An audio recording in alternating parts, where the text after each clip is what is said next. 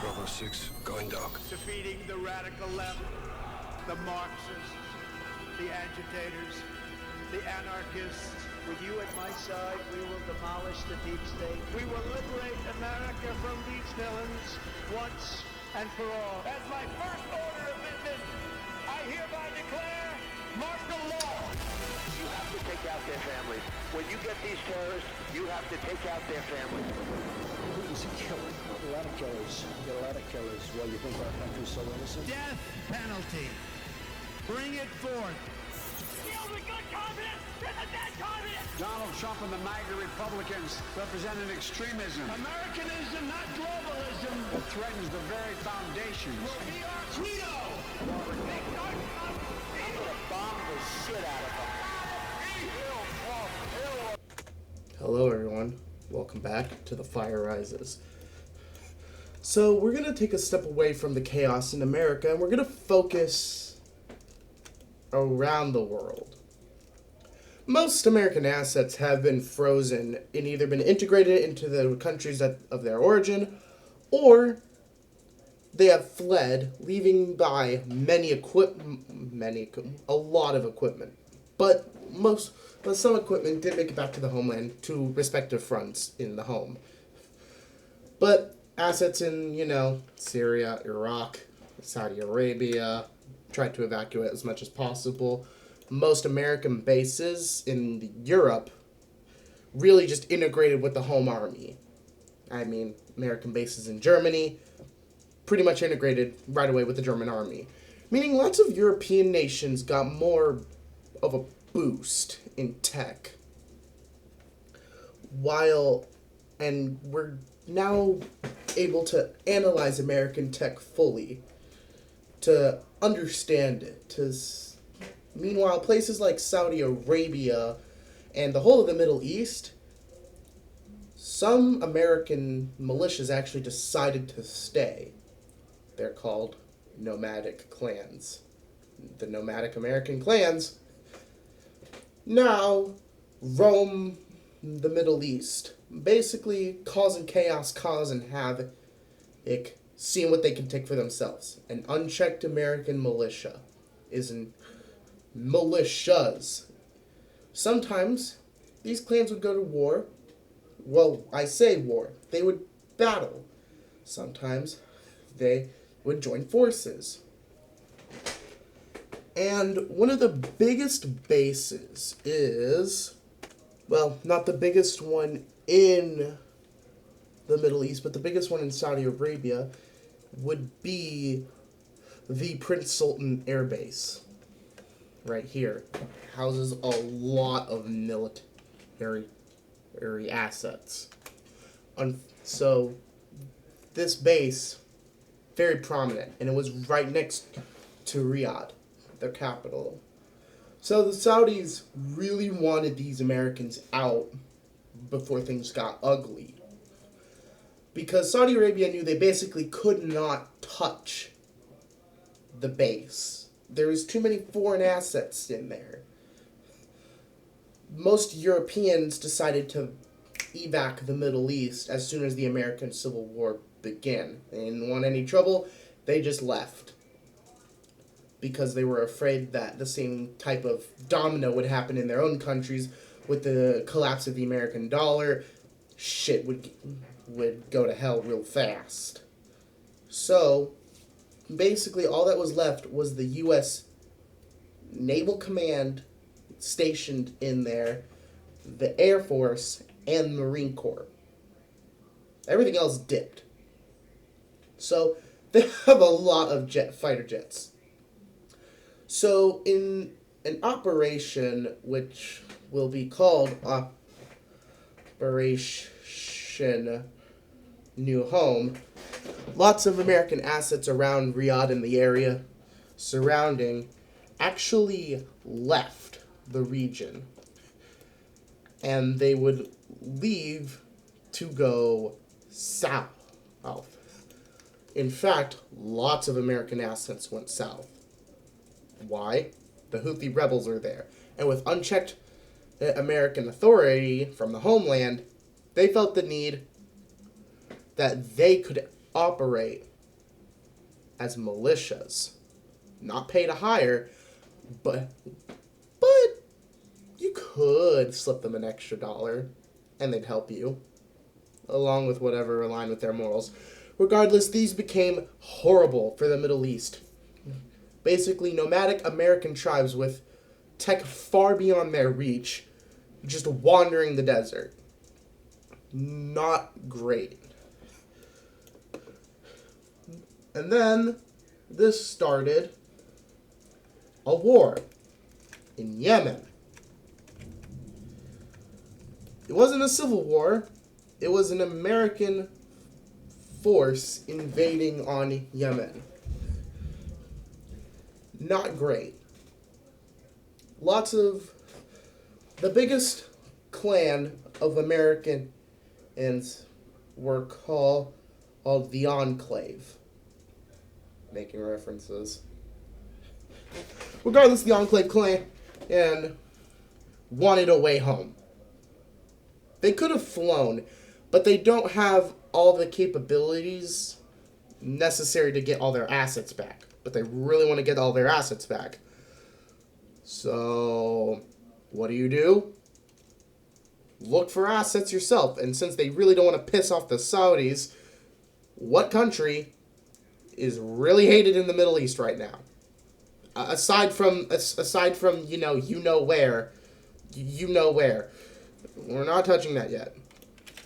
It would be Yemen and the Houthi rebels.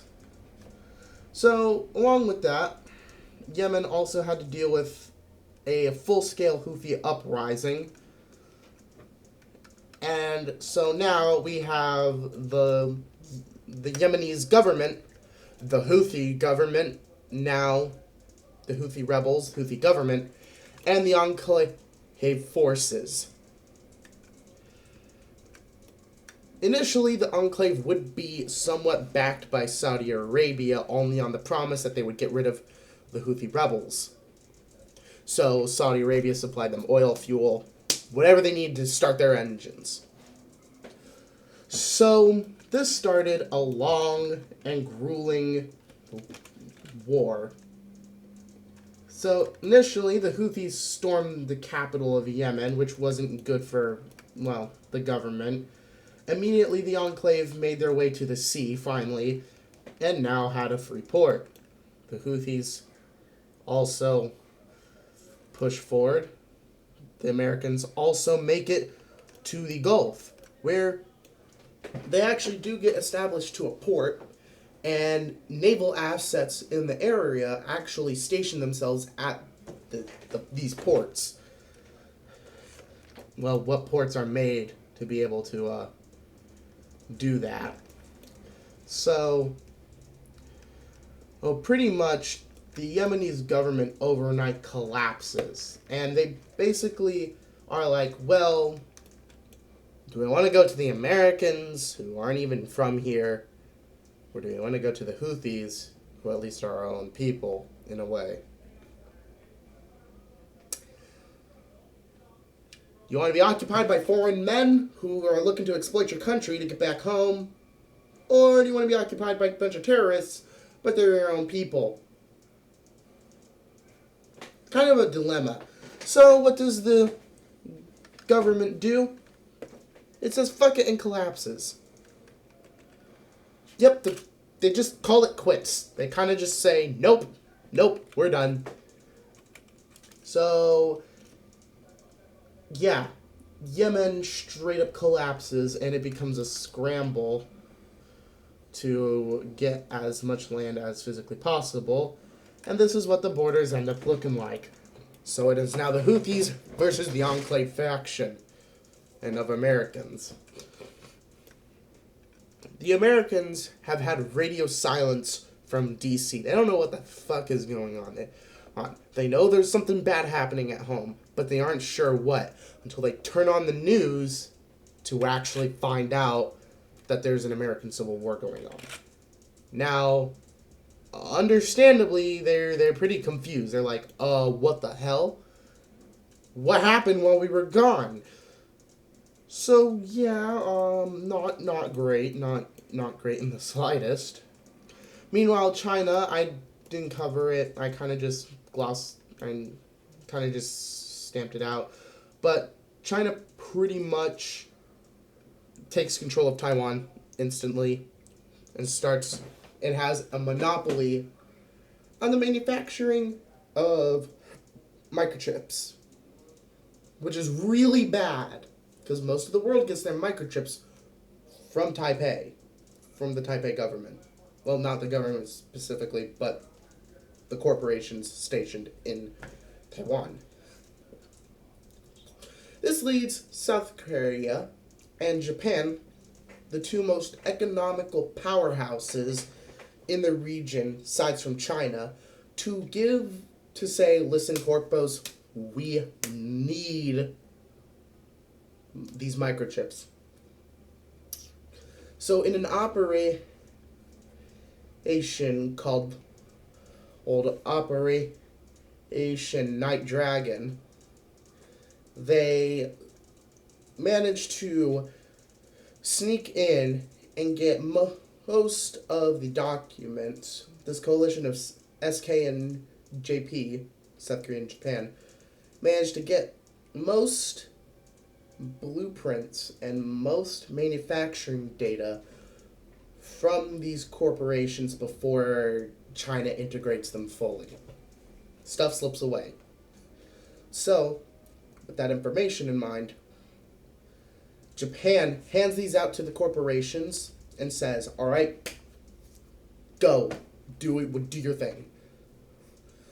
So they send a fuck ton of money into these corporations to say, manufacture these now, go, fast. But as they pump more money into the corporations have more strings. They have more power in the government. So there's kind of a tipping scale now, a balance, say. Japan and South Korea are teetering on the edge of what is stronger, the government or the corporations, with the people stuck in the middle. Two behemoths that are vying for control of the land.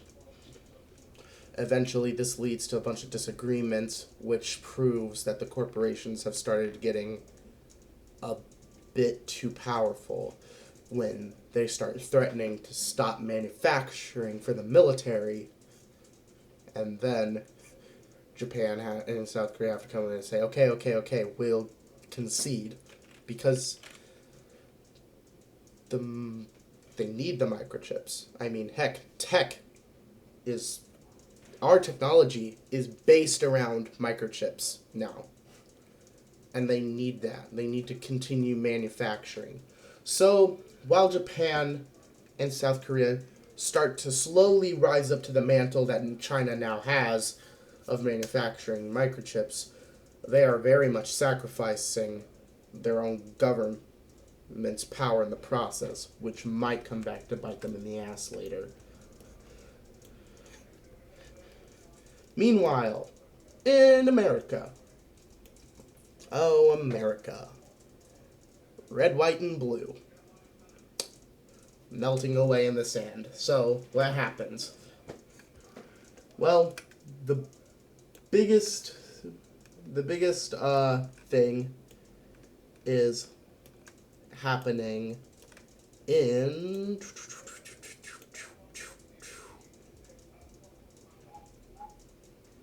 Texas, where the Red Guard in Texas is unfortunately getting wiped by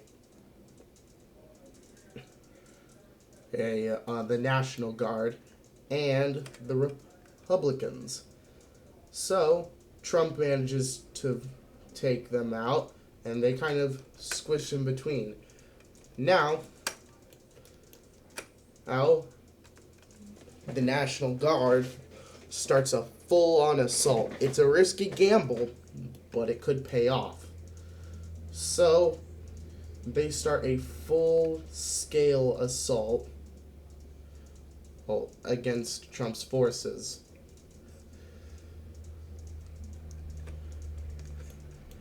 Meanwhile, the National Guard in Nevada is running really dry.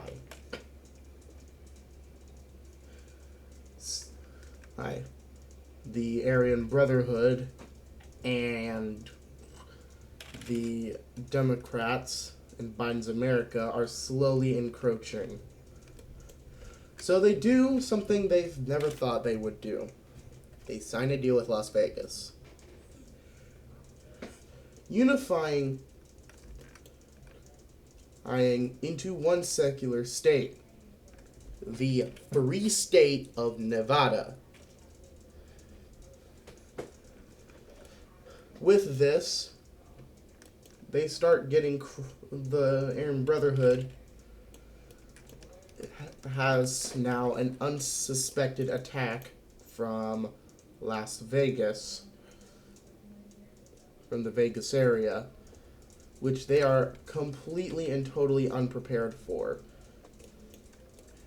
They go on the assault, and the Republican Army in the area takes the time to advance themselves. But with even now the Green Party coming in and kicking them fully out of California, the leadership collapses. But doesn't collapse just like that. Of course, they rush in, claim as much land as possible.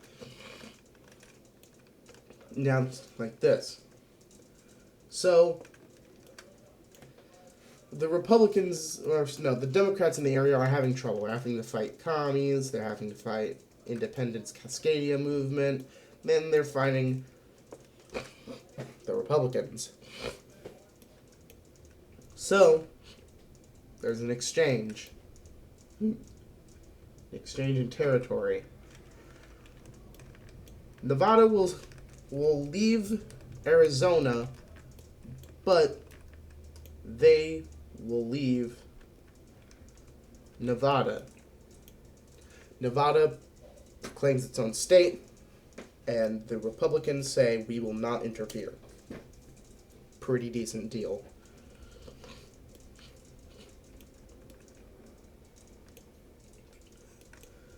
With this, the Republicans in the South are completely and royally screwed, with the commies marching in and backed by China, and the Democrats coming in, and the Green Party making moves.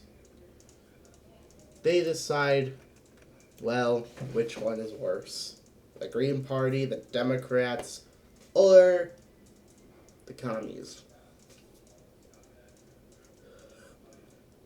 And they decide, you know what, at least it's going to be to a real party. And they cede to the Democrats.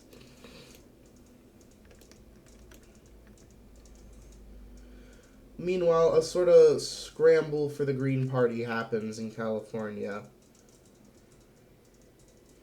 where they try to get as much land as possible. They even push back, wanting to reach San Diego.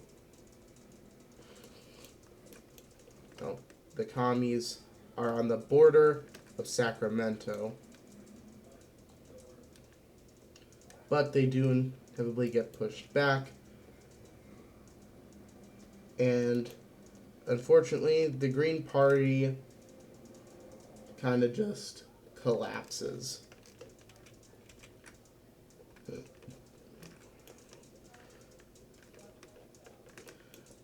The scramble is intense, but fortunately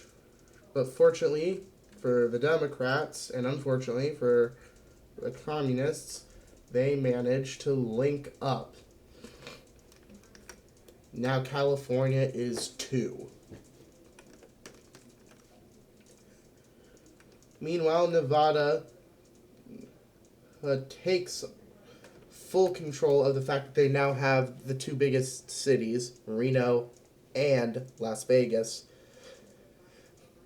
And they sign an agreement with the Democrats. The Democrats start pumping their militias in here, and Nevada starts pushing back the Republican Party. This new movement, the Sons of Iblis, which is an odd movement of apparent cultists, is not doing so hot. They actually retreat. But not before they cause havoc. Mass terroristic bombings across the area. It's almost complete chaos. So, unfortunately, the people are suffering heavily from this new organization, which at first glance seems to have Islamic ties, but they aren't quite sure. It's a mix of people. Meanwhile, the battle for the fate of America happens in the South with the Republicans in Florida, DeSantis versus the Atomwaffen division. And it goes just about as well as you expect. I mean, exchanging hands here and there. They almost take Tampa. The Republicans push them back. And they start another relentless assault with the National Guard on their side.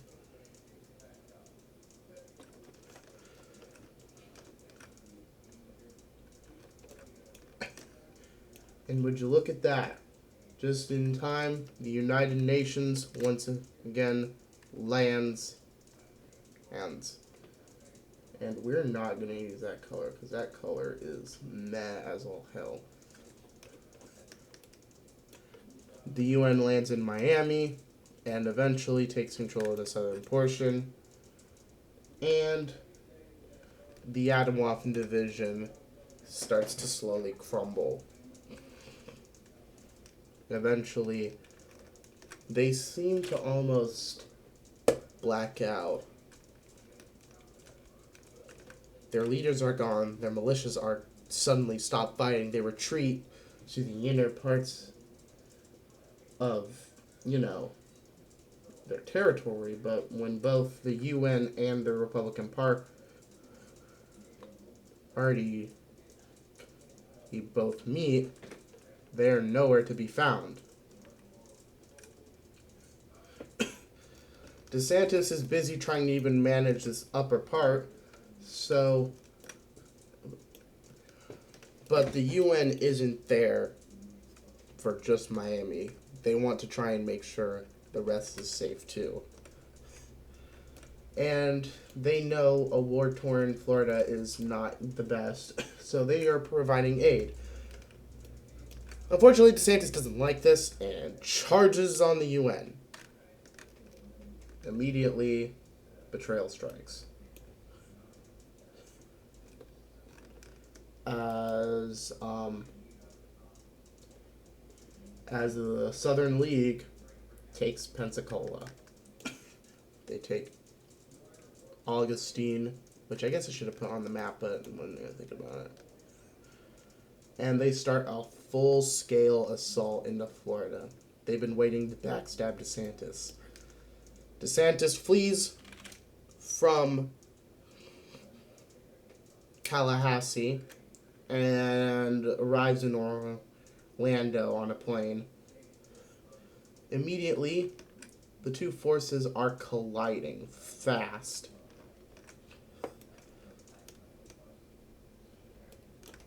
Meanwhile, finally, the Canadian militia has just now made it to the Cascadian area. Well, they did prior, but now in more force.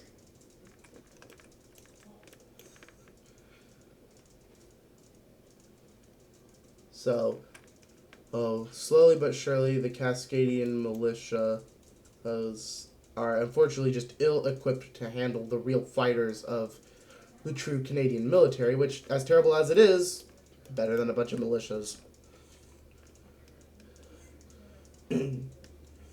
ends up beating the absolute shit out of them.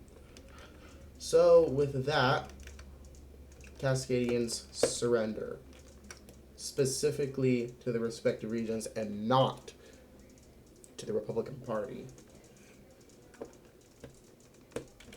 Finally, the fighting dies down in the region.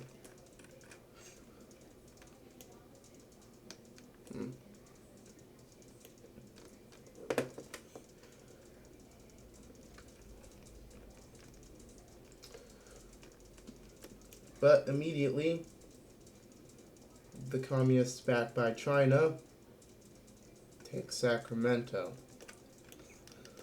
The last major city where the governor of California is eventually shot and killed in the Capitol after seen trying to flee.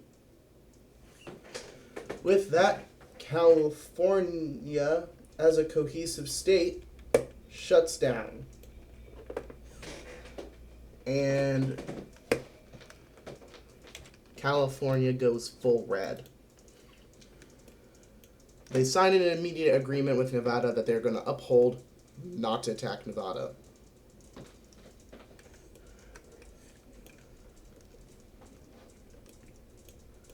Immediately, it's kind of over.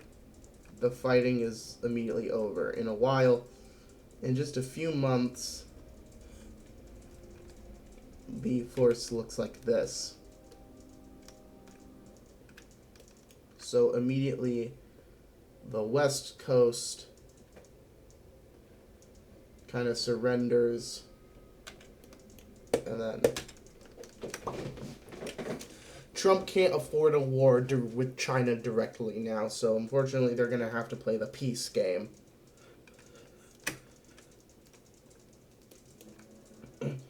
Meanwhile, full-scale invasion of the South starts as soon as they hear about the betrayal against DeSantis. Trump ain't taking things nice no more. And he orders all troops in. Immediately, the race for the South begins, with Biden's America completely attempting to steamroll the South. While the South does have the agricultural advantage, they don't have it fully, as Biden's America takes the farmland and reuses it, rehashes it to pump it through his country side. He believes he can win with that. And good thing too, because they just have a new strike force, and immediately as the rat fascists in this area continue to go forth, they immediately liberate Detroit.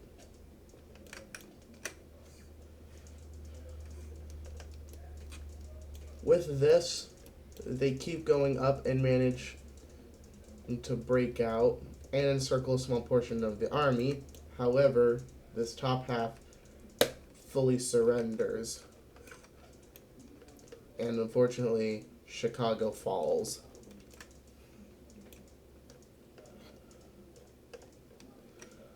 This is around the time that Trump finally gets access to the nuclear launch codes. The center of the country, where all the nukes where most nukes lie, are in his hands now. He has access to the launch codes. Immediately, DeSantis and Trump find a secure phone line. I have done it, DeSantis. I have found the nuclear launch codes. But what? What? You have the launch codes. Threaten now. You can unite America now. Simple, easy, effective. Threaten everyone with nukes. DeSantis, you know that wouldn't end well.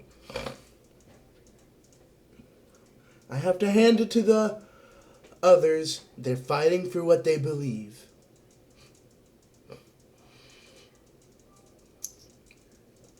But if I am to reunite this country, I have to prove that I am better. So there's only one target I want to threaten with nukes. Oh, so you do have a target. Canada. Canada? What? I don't need to try and fight them. They have invaded New England and I want them out. So I will simply threaten.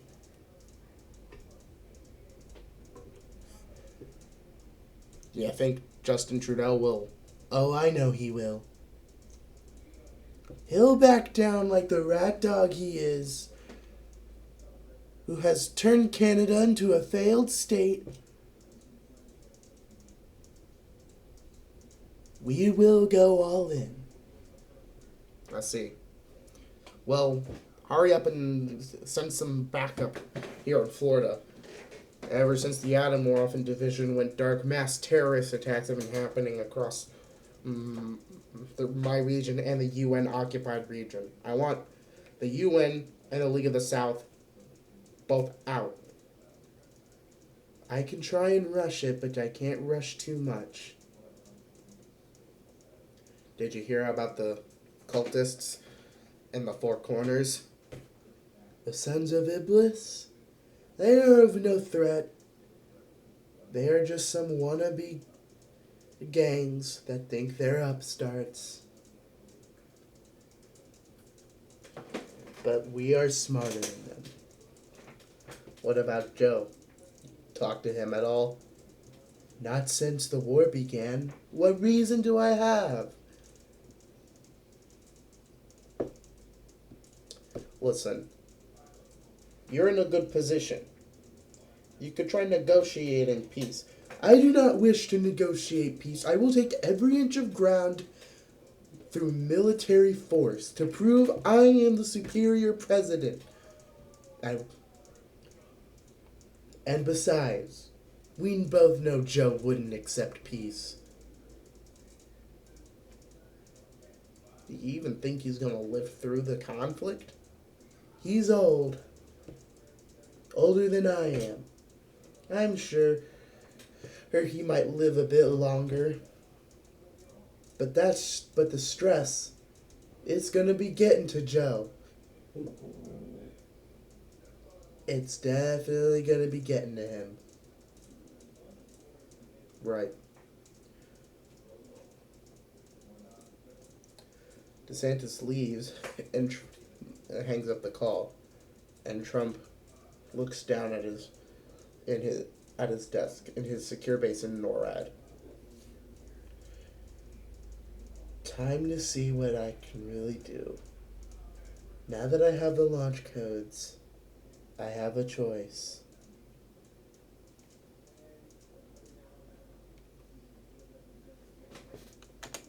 We head back. Trump sends an ultimatum to Justin Trudeau. And Trudeau,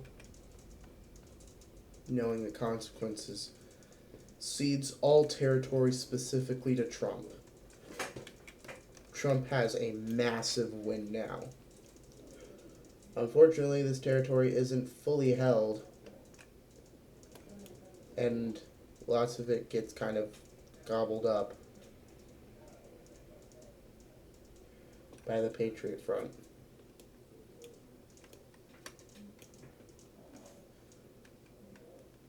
But Trump has just scored a massive win, but through the threat of nukes.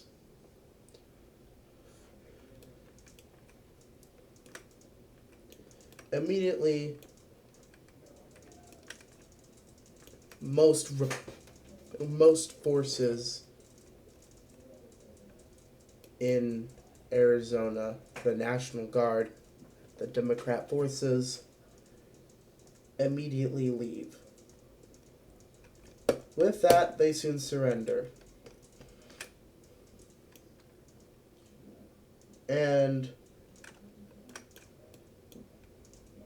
But they go specifically to Nevada, who turns out to be doing extremely well, despite just being a new state.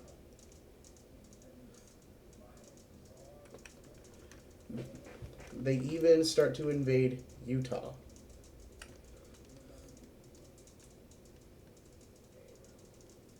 They invade into Utah, and they invade into Arizona back again.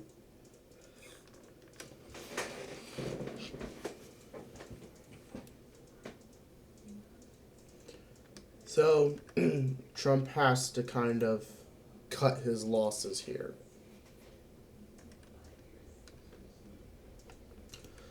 The Sons of Iblis are a way bigger threat than some Nevadan state. Nevada gives demands that Trump does not accept. Nevada pretty much wants all of its territory, all of Utah, and all of Arizona. Trump ain't about to do that. But it seems Nevada, with a lot of its military tech that's stationed in the state, seems to be having a fair time. It even goes into southern Idaho and Oregon. And with the communists starting to with the National Guard, that's what I meant. With the National Guard in Texas slowly taking control, Trump kind of has a thought. Gotta postpone this. So, with that, we have one of our first major peace deals of the series for America. Voila. The West Coast's fate has been determined. It is now backed solely by China.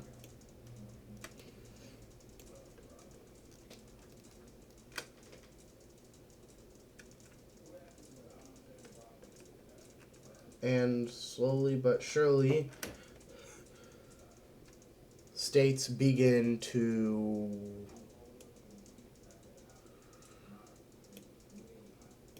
just play out. Now, I want y'all's opinion, because I'm going to keep borders shifting, changing, but I don't want to get rid of what the original states look like. So I'm going to carve borders cut out to the states. So I want in the comments if you want me to unify, like, territories or not. Because, again, every state has their capital. So I feel like, it'd be easier to follow along if we kept colors consistent. But, yeah. And with this, the final act of the day is a full brunt move from Biden. For the first time, the front fully moves, and Biden goes all in.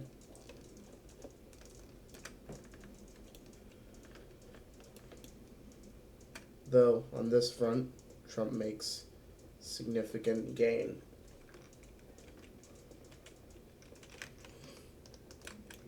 Till next time, this was The Fire Rises. See ya.